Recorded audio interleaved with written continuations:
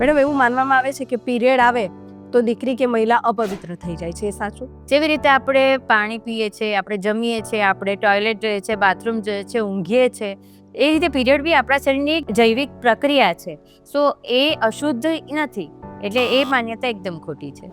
Period આવે તો જમવાનું નહીં બનાવવું જોઈએ, રસોઈ ઘરમાં નહીં જવું જોઈએ, એ માન્યતા બી ખોટી છે. પહેલાના વખતમાં શું હતું, ચૂલાથી રસોઈ થતી હતી, એ વખતે ગરમી બી બહુ બધી હોય, તો તે વખતે સ્ત્રીને આરામ મળી રહે, અને પીરિયડ વખતે સ્ત્રીને પેટમાં દુખતું હોય અને બીજી બધી તકલીફ હોય તો તેમાંથી એને છુટકારો મળે, એ માટે એ નિયમ લાવવામાં આવ્યો હશે. પણ જેને અત્યારે માન્યતા બનાવી દીધી છે, એનાથી આપણી રસોઈ અભડાઈ જાય. દહીં, આમલી, અથાણું નહીં ખાવું જોઈએ, કારણ કે એનાથી પીરિયડના ફ્લો પર અસર થાય છે.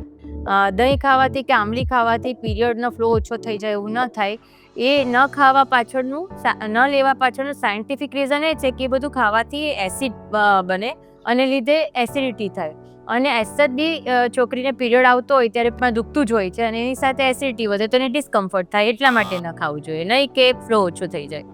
જ્યારે તમે પીરિયડમાં હો ત્યારે તમારે અલગ રૂમમાં બેસવું કે સૂવું જોઈએ, બધાથી અલગ? એ બી પહેલાના જમાનામાં એટલા માટે આ વસ્તુ આવી હશે કે ત્યારે સ્ત્રીઓને બહુ બધું કામ કરવું પડતું હતું, ઘંટી ચલાવવી પડતી હતી, ચૂલા પાસે કામ કરવું પડતું હતું, તો એને કારણે એને એક આરામ ન મળતો હતો. અને પીરિયડ વખતે એમને દૂર રાખવામાં આવે તો એમના શરીરને એનાથી આરામ મળી જાય, એટલા માટે આ નિયમ આવ્યો હતો. પણ હવે એ વસ્તુની ગેરમાન્યતા બની ગઈ છે.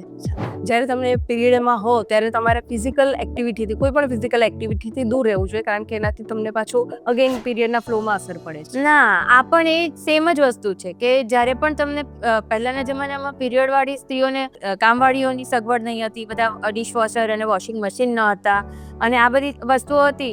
એમને પેલા લાકડાના ભારા લઈને ચૂલા માટે લાકડા લેવા જવું પડતું હતું, ઉચકીને ઘંટીઓ ચલાવવી પડતી હતી. તો તે વખતે બહેનોને સરખો પ્રોપર પીરિયડ વખતે આરામ મળી રહે અને એમનો દુખાવો ને બધામાંથી રાહત મળે, એટલા માટે આ નિયમ હતો. અને હવે એને ગેરમાન્યતા તરીકે રિજિડલી લઈ લેવામાં આવે છે. અચ્છા, પીરિયડમાં વાળ નહીં ધોવા જોઈએ કે નાવું નહીં જોઈએ? એ પણ પહેલાના જમાનામાં જ્યારે ગીઝર નહોતા ને ત્યારે એ લોકોએ ઠંડા પાણીએ નાહવું પડતું હતું, અને ઠંડા પાણીએ નાહવાથી એસેજ બી શરીરમાં તકલીફ થાય.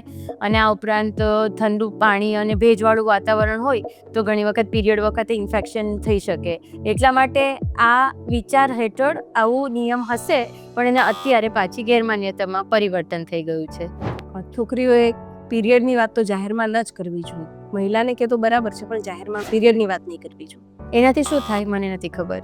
જ્યારે પણ મેડિકલમાં તમે સેનિટરી પેડ કે મેન્સ્ટ્રુઅલ કપ લેવા જાઓ તો એ ઢાંકીને લાવવા જોઈએ, કોઈને દેખાય નહીં એ રીતે લાવવા જોઈએ, નહીં તો બધા હસશે તમારા. અગેન આ બધી વસ્તુ તમે શાકભાજી લેવા જાઓ છો, દૂધ લેવા જાઓ છો, તેવી વસ્તુ છે, અને મને નથી લાગતું કે આજનું જનરેશન આમાં માને છે.